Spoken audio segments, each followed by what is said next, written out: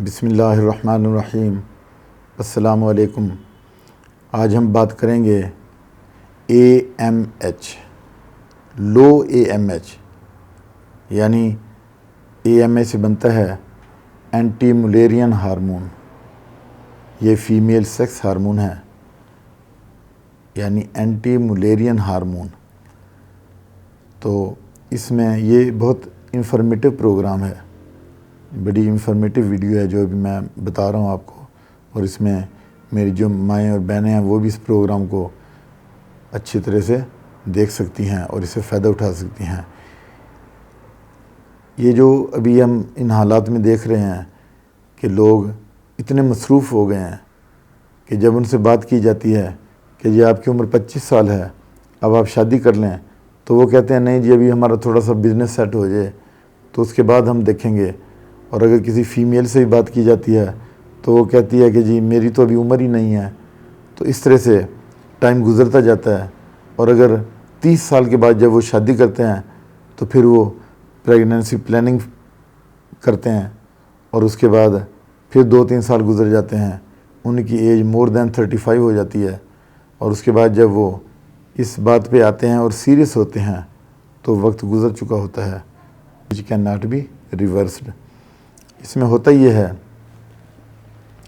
کہ AMH کا مطلب ہے کہ اوویرین ایگ ریزرو، کہ اووری میں جو ایگز ہیں وہ کتنے ہیں۔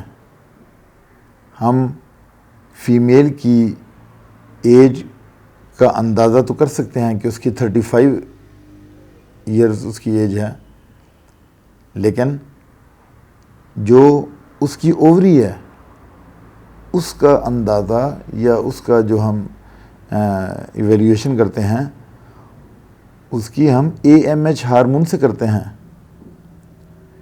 یہ ایک بلڈ ٹیسٹ لیا جاتا ہے اور اس میں اس کا لیول دیکھا جاتا ہے۔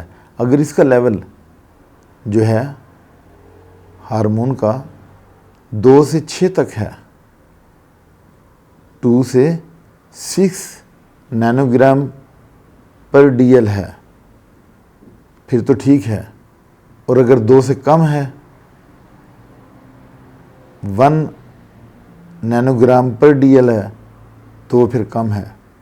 لیکن اگر 0.5 ہے یہ لیول اس کا ہارمون کا لیول، اگر AMH کا لیول 0.5 ہے تو پھر مس کیریج کے چانسز بڑھ جاتے ہیں، اور پھر یہ جب ٹیسٹ کرواتے ہیں اس میں پھر ہمیں ڈاکٹر بتاتے ہیں کہ جناب آپ کی جو اووری ہے اس میں ایگز ہی ختم ہو چکے ہیں، اس میں ایگز بنانے کی طاقت ہی نہیں ہے، کیونکہ ایج فیکٹر انوالو ہے نا۔ اس کی ایج 40 کو ٹچ کر رہی ہے، مینوپاز کا پیریڈ شروع ہونے والا ہے، لیکن اس ہارمون کے کم ہونے کی وجہ سے اچھا پھر اگر ایگ کوئی ہے بھی بچا ہوا تو وہ پھر اتنا ویک ہے کہ وہ مس کیریج کی طرف جاتا ہے، پھر کہ وہ اپنا پیریڈ کمپلیٹ نہیں کر پاتا ہے۔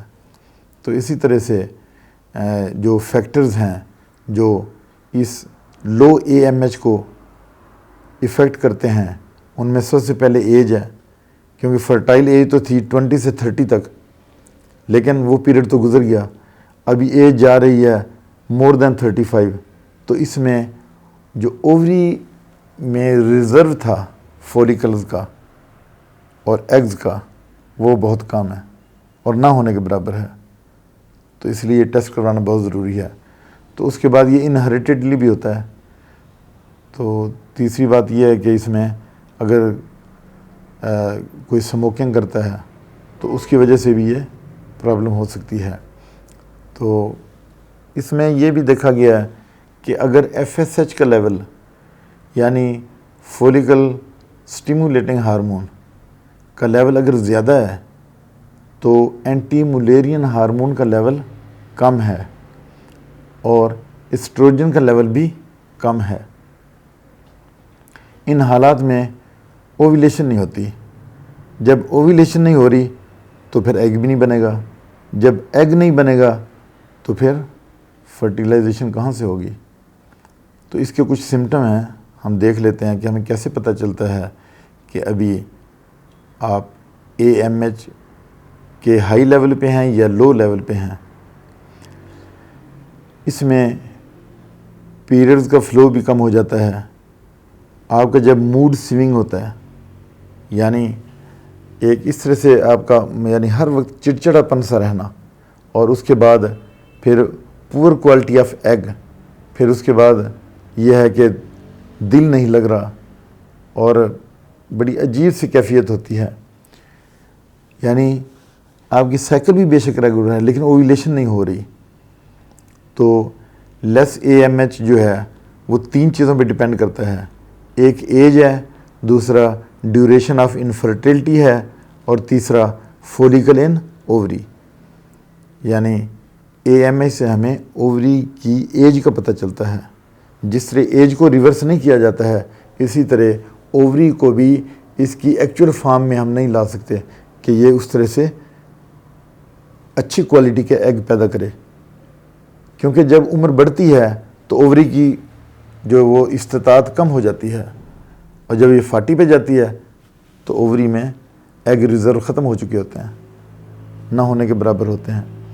تو اس طرح سے ان چیزوں کا دھیان رکھنا چاہیے. اور ایج جو فرٹائل ایج ہے 20 سے 30 تک، اسی ایج میں ہی فیمیل جو بھی اسٹوڈنٹ ہے یا جو جاب کر رہی ہے اس کی شادی کر دینی چاہیے، تاکہ ان بڑے پرابلم سے آگے جا کے بچا جا سکے.